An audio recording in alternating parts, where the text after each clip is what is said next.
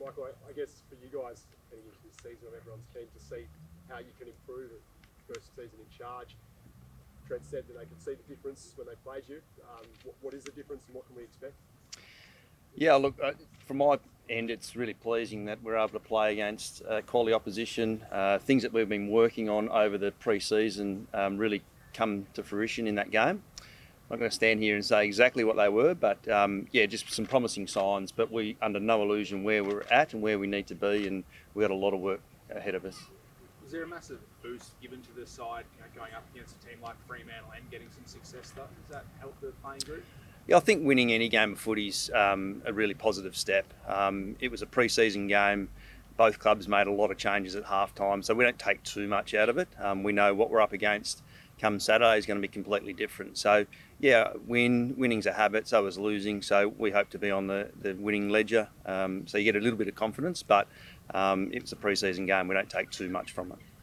How impressed were you with Andrew Gilmore's performance as well? Does that give you a little bit of, I don't want to say hope, but, some power up in the forward line?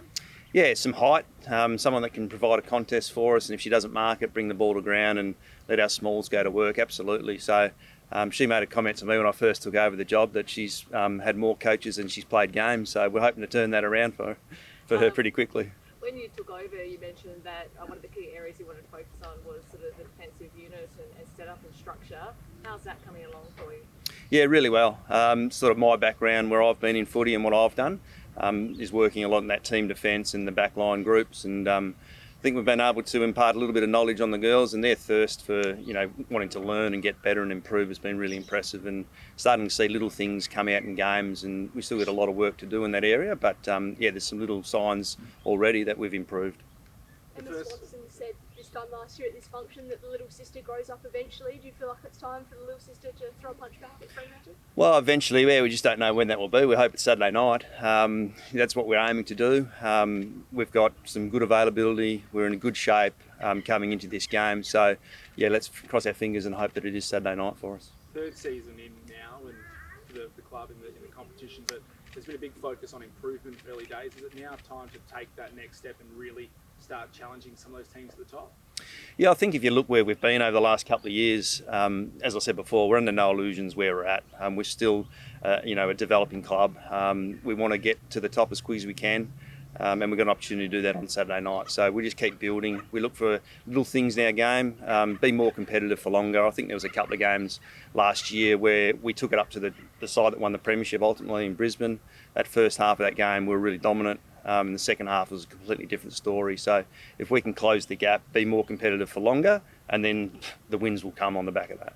Frank said that they're aiming top four. Do you have a discussion about being top four, or is it carrying it back even more given where you're at? No, yeah, exactly. We don't discuss that at all. We haven't discussed it. It's nothing that we spoke about. For us, it's just finding those little improvements and seeing where it takes us. If we end up in the top four at the end of the year, we'll all be very happy, but we've got a lot of work to do before we get there. Trent spoke about going on the road as well for an extended period of time. How's that conversation been at your club with your group?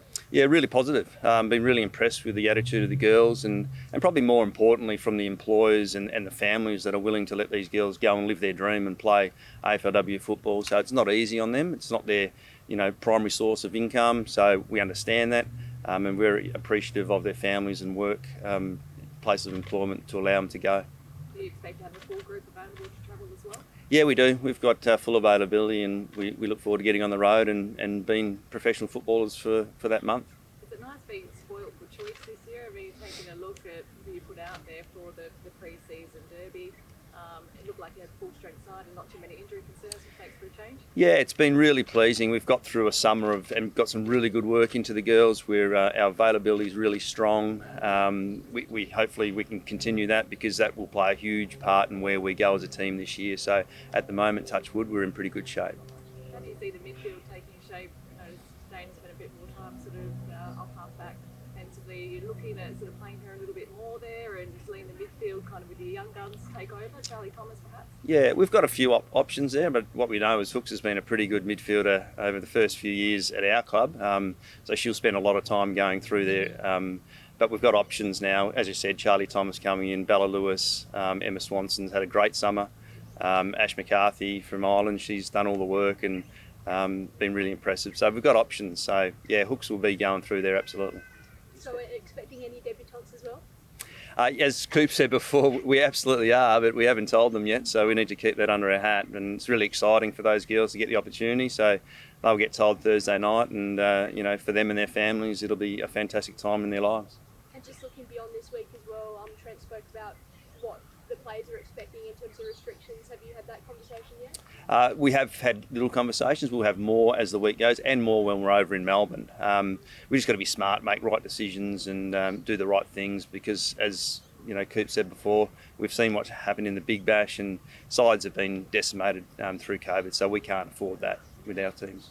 Even if in terms of restrictions, you're going to have to have conversations and put, I don't know if rules is the right word, but some sort of measures in place yourselves to make sure that doesn't happen, even if there's no sort of external expectation from any other body.